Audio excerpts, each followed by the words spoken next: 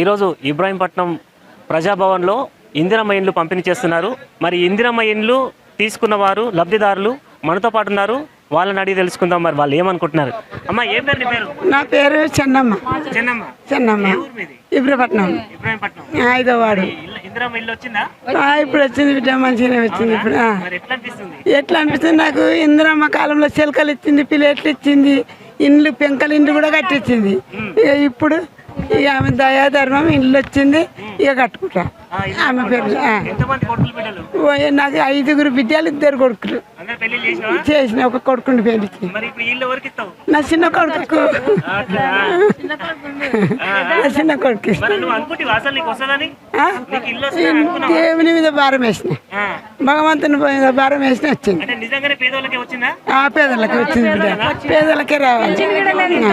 Pension కూడా లేదు బిడ్డ. నాకు ముసలాయన వచ్చి 13 ఏళ్ళు ఇప్పుడు వచ్చింది. నా పేరు సత్యమ్మ. ఈ ఊరే ఈరపట్నం. వచ్చింది. ఎట్లా అనిపిస్తుంది? కట్టుకుంటా, ఇల్లు కట్టుకుంటా ఇందిరమ్మ పేరు మీద మంచిగా కట్టుకుంటా. నాకు 2 బిడ్డలు, 4 కొడుకులు. ఏ కొడుకుకి నాకు భూమి ఉంది, కట్టుకుంటా.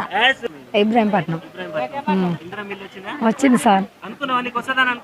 అనుకోలే, వచ్చింది. అనుకోకుండా వచ్చింది.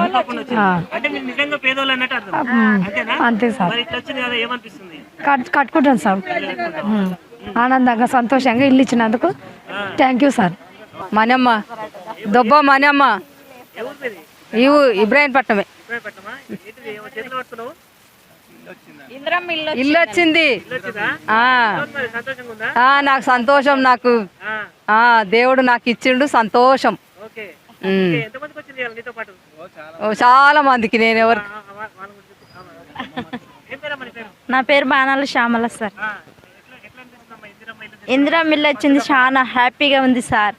చాలా సార్.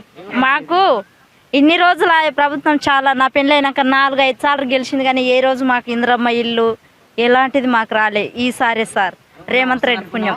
అనుకోలేదు, వచ్చింది సార్. వచ్చింది. ఏం లేవు సార్.